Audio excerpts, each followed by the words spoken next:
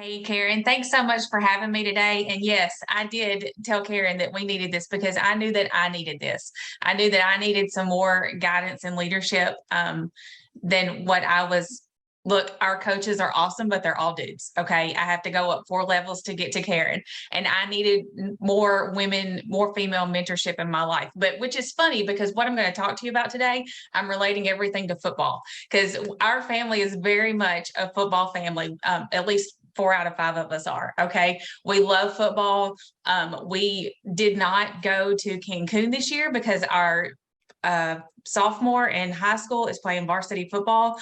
And Doug says we can travel anywhere we want to go in 3 years. I'm not missing any football games because obviously our family is our priority, our kids are our priority, and we want to make them number one in our lives. So what I want to tell you about today, I'm actually piggybacking a lot off of what Westland was saying. It's kind of funny that we've kind of had the same wavelength going.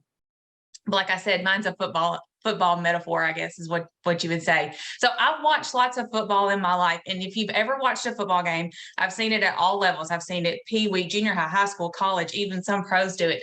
At the end of the third quarter, the players that are on the field come towards the sideline. The ones on the sideline come together and they all hold up 4 fingers like this, signifying that the fourth quarter is about to start. And for that team, that means they have one more chance to achieve their goal. And for every football team, when they step onto a field, no matter how good they are, how bad they are, where they are in the season, whether it's the first game, the last game, their goal when they step onto that football field every single time is to win the game. And the fourth quarter is their absolute last chance to do that. So their coach is going to look at the score and make an adjustment if they need to. So depending, maybe they need to run the ball more. Maybe they need to throw the ball more. Maybe they need to blitz on defense more, which I know a whole lot about football. I'm still not 100% sure what blitzing on defense means. But anyway, their coach may make an adjustment. Or maybe they're winning and he says, all right, we're just going to keep going. We're going to keep doing what we're doing. It's working. Let's just keep moving the ball. Let's just keep doing what we're doing. We're going to win this game. So what I want y'all to do right now is to go back to January of 2022 or whenever you started coaching. Maybe you started coaching after January, but I want you to go back to the beginning of your coaching career this year and look at what your goal was. And I want you to assess right now where you are in relation to that goal that you set in January.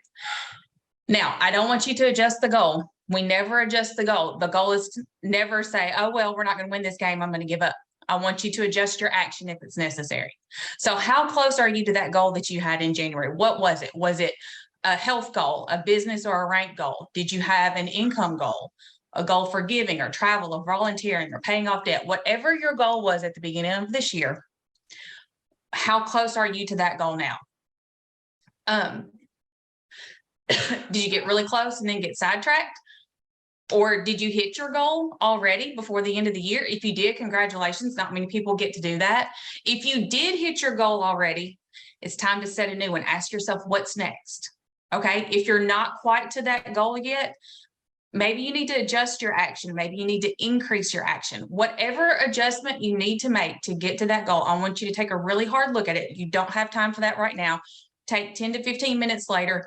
Think about what your goal is at the beginning of the year and adjust your action to however you need to work towards hitting that goal before the end of this year. So this is our fourth quarter of our game.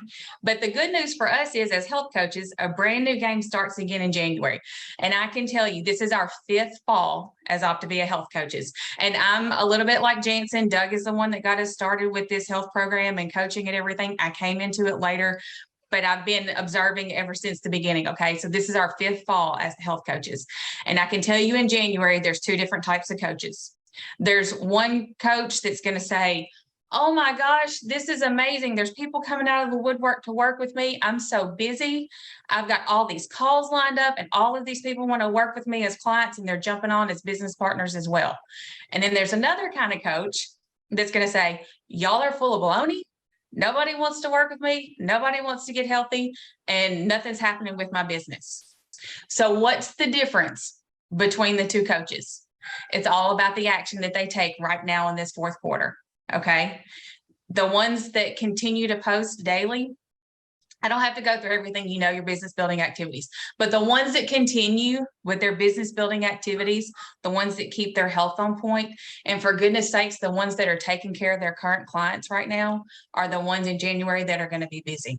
So this separation season, like Westland was talking about, now is the time to dig in deep to your daily activities that are going to keep your business going. Because I'll tell you, there are some holidays coming up. You've got Halloween, Thanksgiving, Christmas, and New Year's. Okay. That's 4 days out of the next 88. 4 days out of the next 88. So you can celebrate those days if you want to. You can enjoy your family on those days, but you don't have to take an entire month to celebrate Halloween. Okay. My house is decorated for fall. I have no candy here because I know my weaknesses. I almost won't even go into a gas station this time of year because Snickers pumpkins are a huge, they're hard for me to resist. So I just don't even go around them. Okay. It's just better not to even be exposed, but keep up with what you're doing. Keep those business building activities going. We want to start off 2023 with new clients and new coaches in a growing business. We don't want to start off the year on life support. Okay. So start today, focusing on your goal from this year. Adjust your action if you need to, increase your action, maybe try something different if you need to. If you've already met that goal, then keep doing what you're doing, set a new goal and keep going. And you're going to be setting yourself up to win the game in 2023.